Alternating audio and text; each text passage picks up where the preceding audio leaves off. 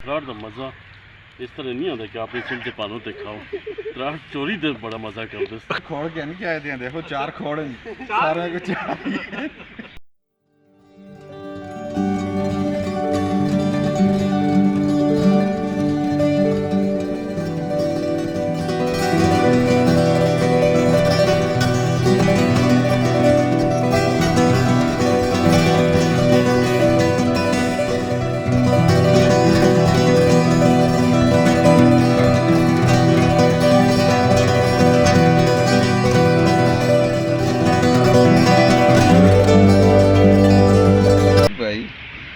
जब तो शूट संभाले ते त्राड़ करते हैं ताज़ी जड़ी है ना फ्रेश टाइम 55 साल उम्र बड़ी होगी है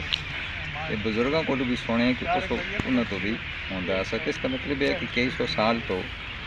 ये रवायत चली आ रही है कि जब सीजन आते मकई तैयार होती है तो त्राड़ खाने इसमें बड़ा मज़ा आता है सारे दोस्त इकट्ठे होने और मिर्ची खाने तो दूसरा इसके नाल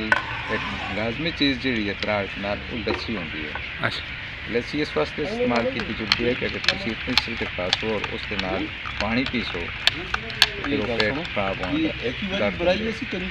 डर हो जाती है। लस्सी जो तुम बढ़ाने हैं लस्सी नाल बहुत ज़्यादा सिलके खाते जुड़ते हैं लेकिन फिर वो तकलीफ नहीं देते। सर त्राड़ वैसे भी देहातन अंदर आम है लेकिन शहरी ज़िंदगी सुन देहाती कल्चर जोड़ा है भुला छोड़े है। रज़ा भाई का शुक्रिया कि असी पिछले साल भी इन्होंने यहाँ आए हैं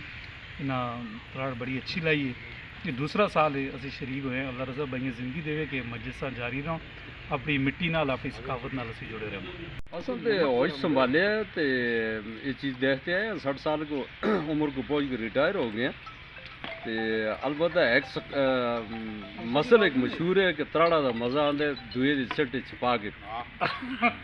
दुए की डोगी बिचों भन के चाहे असी इस तरह करते हैं मैं तुसी डोगी बिचों भनदा सा तुसी मड़ी डोगी चो भन के कहना आंदे असें कट्ठे ही करके वरे मज़ा आ रहा तां आंदा जी दुए की डोगी चो भन के त्राड़ लाओ अरे इस